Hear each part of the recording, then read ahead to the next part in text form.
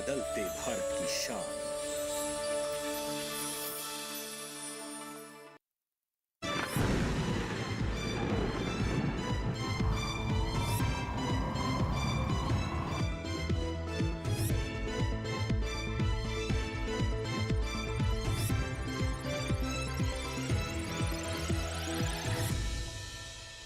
नमस्कार, आप देख रहे हैं दूरदर्शन किसान मौसम खबर में आप सभी का स्वागत है। मैं हूं आपके साथ ज्योत्सना टंडन। मौसम खबर में जानेंगे कहां होगी बरसात, कहां रहेगा मौसम साफ, कैसी रहेगी तापमान की स्थिति, साथ ही किसानों के लिए कृषि सलाह भी। लेकिन आइए सबसे पहले शुरुआत करते हैं आज की 5 बड़ी खबरों के साथ, और जिसमें हम सबसे पहले आपको बताएंगे असम के बारे में, जहां पर कहीं कहीं हो सकती है भारी बरसात।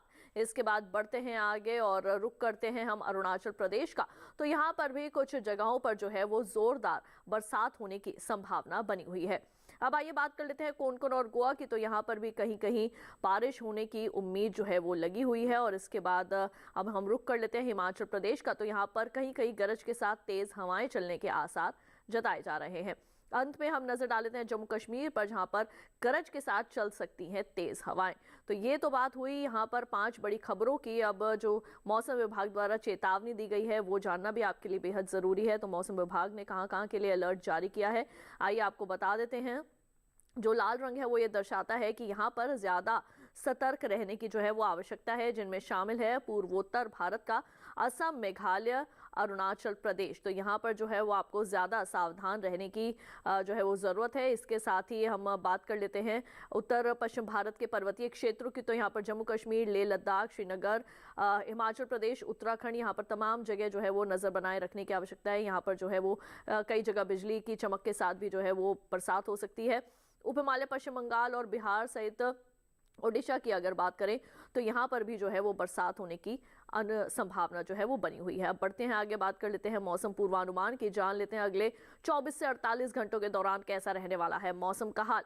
गिलगित, लेह लद्दाख, जम्मू कश्मीर, हिमाचल प्रदेश, उत्तराखंड, यहाँ पर जो है वो कई जगह वर्षा होने की संभावना है। पंजाब, हरियाणा, चंडीगढ़, राजधानी दिल्ली, पश्चिमी उत्तर प्रदेश और पूर्वी उत्तर प्रदेश में कहीं कहीं जो है वो बरसात हो सकती है। ये हम बात कर रहे हैं मौसम पूर्वानुमान की। जी हाँ, अगले 24 से 48 घंटों के दौरान कौन कौन से ऐसे राज्य हैं जहाँ पर वर्षा होने की संभावनाएं जो है वो बनी हुई है, ये हमने आपको जानकारी जो है वो पहुंचाई है। उत्तर पश्चिम भारत के बारे में रुक कर लेते हैं पूर्वी भारत का। तो यहाँ उप हिमालय, पश्चिम बंगाल, सिक्किम में जो है अधिकतर जगह बरसात हो सकती है। इसके साथ ही बिहार और ओडिशा में कई जगह वर्षा होगी, लेकिन झारखंड में कहीं कहीं बादल बरस सकते हैं। इसी तरह असम, मेघालय में भी अधिकतर हिस्सों के अंदर वर्षा होने के अनुमान है। दक्षिण भारत का अगर रुख करें तो अंडमान निकोबार द्वीप समूह में जहां अधिकतर जगह वर्षा हो सकती है। तो इसके साथ ही तटीय आंध्र प्रदेश सहित कर्नाटक के जो भीतरी हिस्से हैं, तमिलनाडु, पुडुचेरी, केरल, यहाँ पर कई जगह वर्षा होने की संभावना है।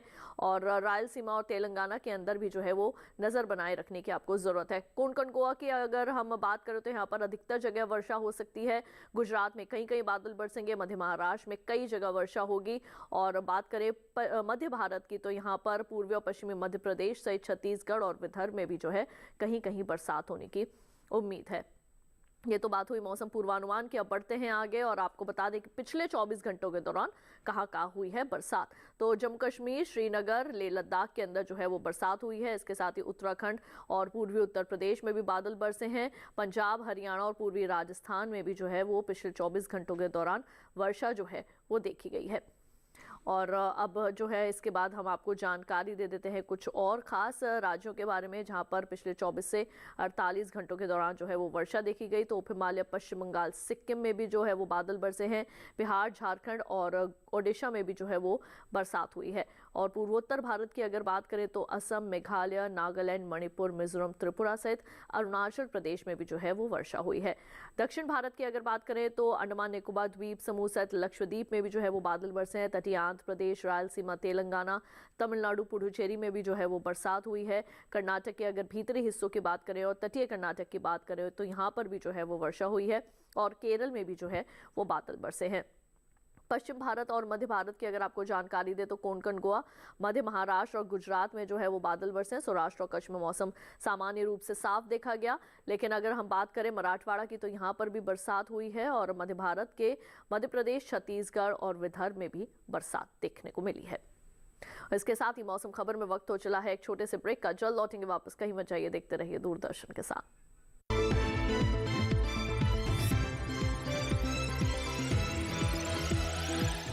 रोज सब्जी का स्वाद बढ़ाए और घर वालों का प्यार पाए। गोल्डी सब्जी मसाले। जहाँ जाए रिश्ते बनाए, गोल्डी मसाले।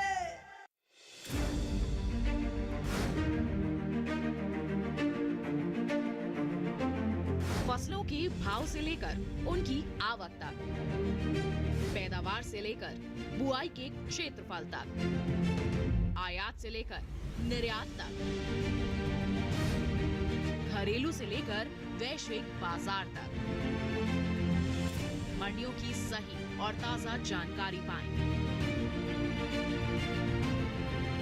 विशेषज्ञों की राय का लाभ उठाएं। देखिए मंडी खबर सोमवार से शनिवार शाम 5 बजे सिर्फ दूरदर्शन किसान पर।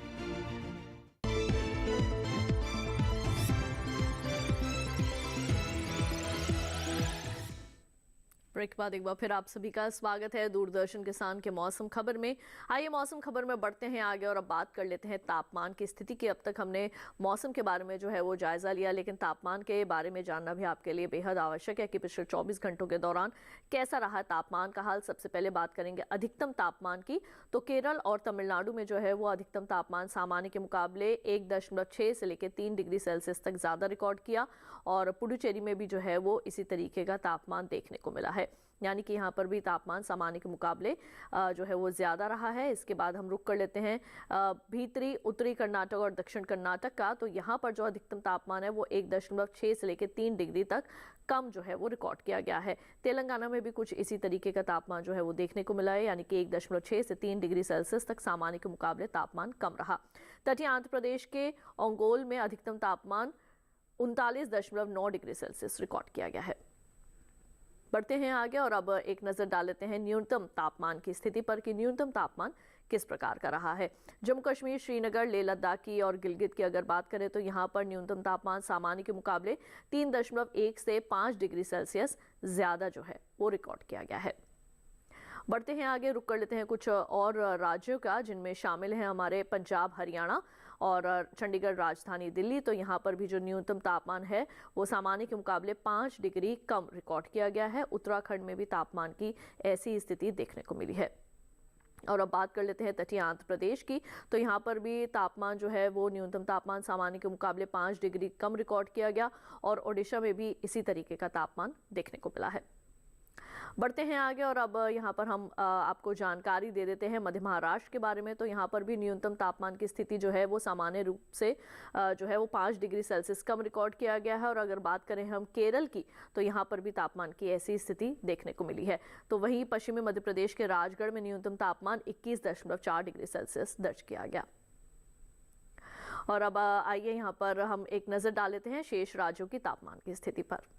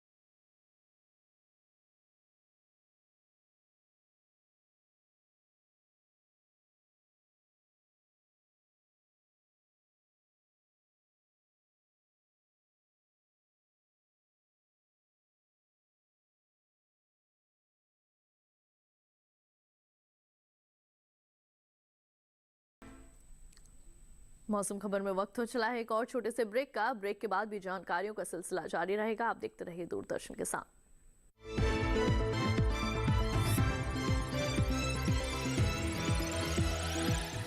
रोज सब्जी का स्वाद बढ़ाए और घर वालों का प्यार पाए। गोल्डी सब्जी मसाले। जहाँ जाए रिश्ते बनाए, गोल्डी मसाले।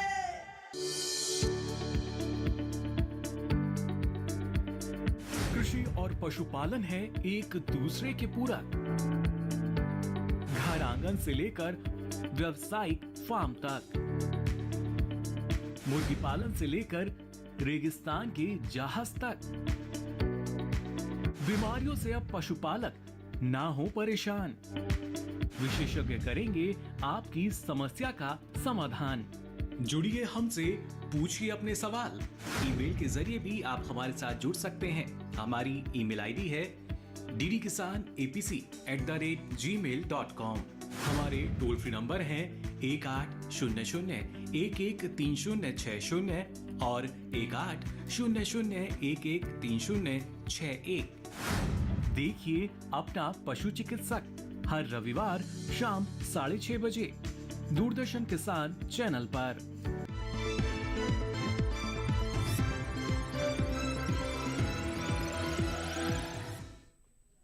ब्रेक के बाद एक बार फिर आप सभी का स्वागत है दूरदर्शन किसान के मौसम खबर में। आइए बढ़ते हैं आगे और अब बात कर लेते हैं एयर क्वालिटी यानी कि वायु गुणवत्ता सूचकांक के बारे में। देश के कौन कौन से ऐसे राज्य हैं जहां पर प्रदूषण का स्तर किस तरीके का है, ये जानना भी आपके लिए बेहद जरूरी है। सबसे पहले शुरुआत राजधानी दिल्ली से। संतोषजनक स्थिति 121 जो है वो वायु गुणवत्ता सूचकांक यहाँ पर रिकॉर्ड किया गया है। बढ़ते हैं आगे, बात करते हैं पुणे की 41 जो है वो यहाँ पर वायु गुणवत्ता सूचकांक है, जो कि एक बहुत अच्छी स्थिति है। लगातार जो है वो यहाँ पर महाराष्ट्र में जो है वो बरसात हो रही है। मुंबई की स्थिति भी जो है वो काफ़ी अच्छी जो है वो बताई जा रही है। यहाँ पर भी एयर क्वालिटी जो है वो 41 ही रिकॉर्ड की गई है। कोलकाता की बात करें तो 102 है, ये भी थोड़ी संतोषजनक स्थिति में जो है वो आती है।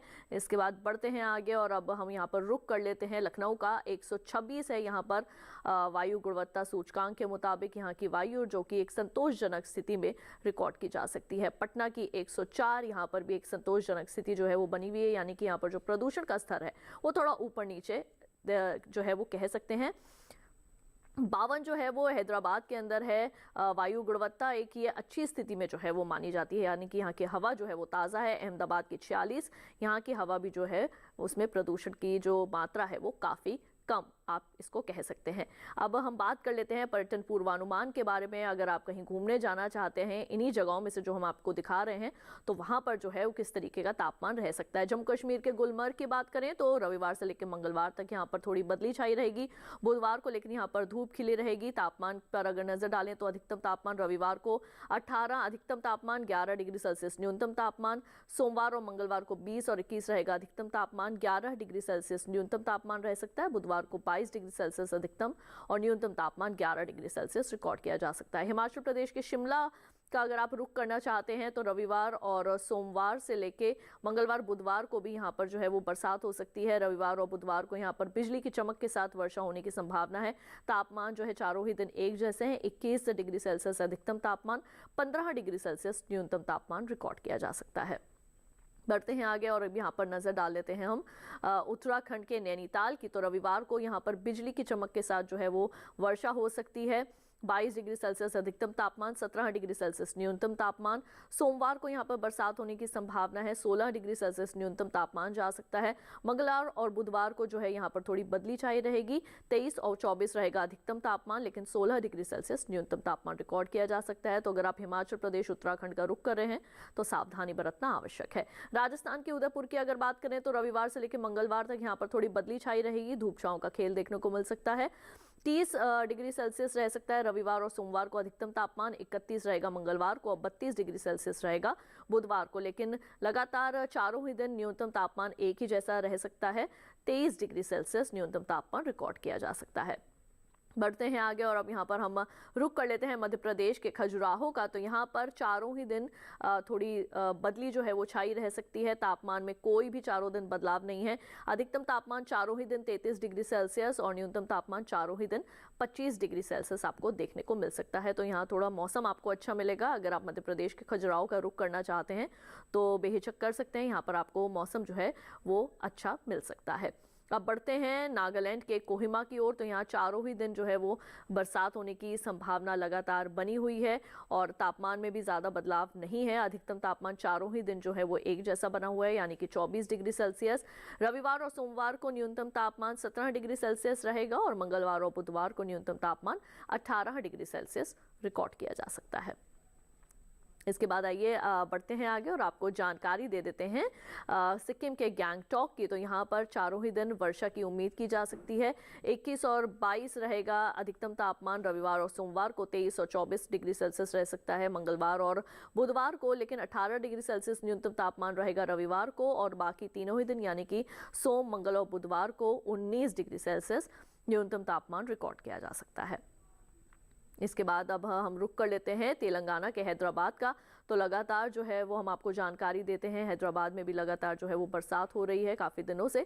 तो रविवार से लेकर बुधवार तक यहाँ पर चारों दिन बरसात रह सकती है और अधिकतम तापमान 32 और 33 डिग्री सेल्सियस रिकॉर्ड किया जा सकता है। न्यूनतम तापमान 24 डिग्री सेल्सियस और 23 डिग्री सेल्सियस रिकॉर्ड किया जा सकता है। और अब इसी के साथ जो है वो हम आपको बता दें केरल के कोट्टायम के बारे में। तो यहाँ पर चारों ही दिन अच्छी जो है वो मौसम देखने को आपको मिल सकता है। यहाँ पर चारों ही दिन थोड़ी बदली छाई रह सकती है, मौसम सुहावना हो सकता है।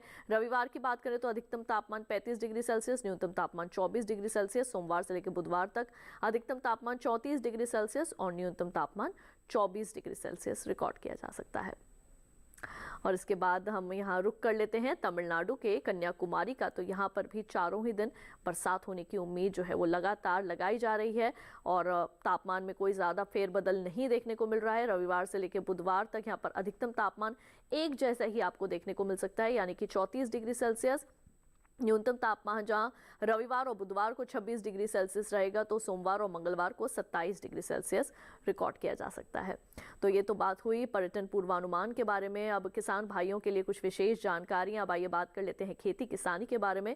किसान भाइयों बहनों, अगर कृषि वैज्ञानिकों की सलाह के मुताबिक आप निराई, गुड़ाई और रुपाई करेंगे फसलों की कृषि वैज्ञानिकों की सलाह से, तो आप यकीनन अपनी फसलों की अच्छी पैदावार जो है वो हासिल कर सकते हैं। तो हमारे आज के किसानों के लिए क्या है कृषि वैज्ञानिकों की सलाह, जानते हैं इस विशेष रिपोर्ट में।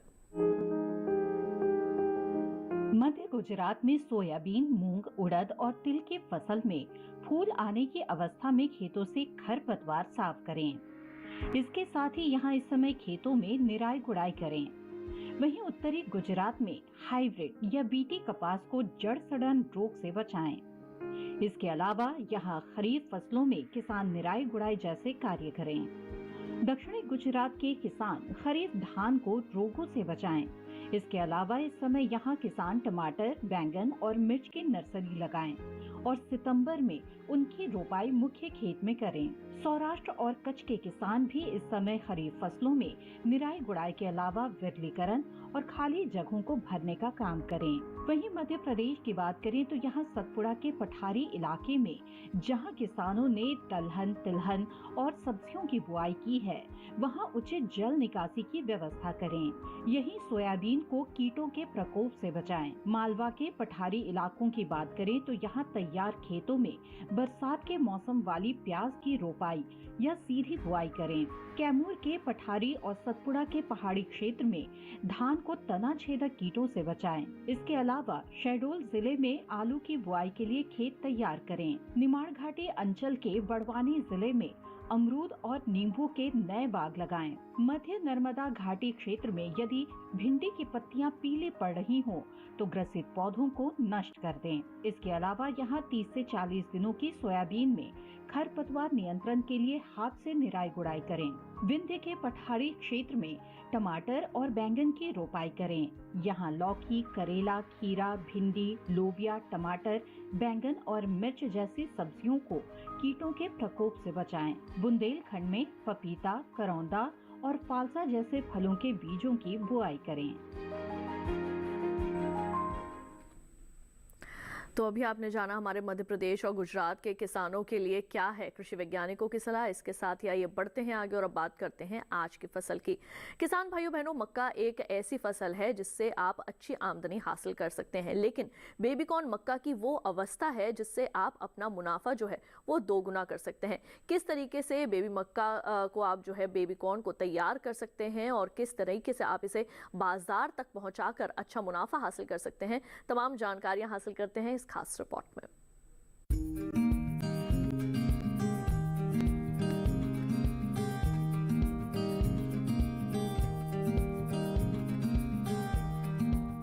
बेबी कॉर्न मक्का की कोई किस्म नहीं है, बल्कि वो अवस्था है जब भुट्टे में दाने बनने वाले हो या बनने शुरू हुए हों। इसका इस्तेमाल सलाद के साथ साथ सब्जी, खीर और हलवे में भी होता है। भारत में इसकी खेती मुख्य रूप से शहरों से सटे इलाकों में होती है। ये काफी पोषक है और शायद यही बढ़ती हुई मांग की वजह है। इसके खेत की तैयारी आम मक्का की तरह ही होती है और इसे 2 तरह से उगाया जाता है। आदर्श अवस्था में 1 हेक्टेयर में 58,000 पौधे लगाए जाते हैं। इस पद्धति में स्वीट और बेबी कॉर्न दोनों ही प्राप्त होते हैं। दूसरी पद्धति में 1 हेक्टेयर जमीन पर पौधों की संख्या 1.25 लाख के करीब होती है। इसमें तमाम भुट्टे बेबी कॉर्न के रूप में इस्तेमाल किए जाते हैं। बेबी कॉर्न के लिए 1 हेक्टेयर जमीन पर 20 से 25 किलोग्राम बीज की जरूरत होती है।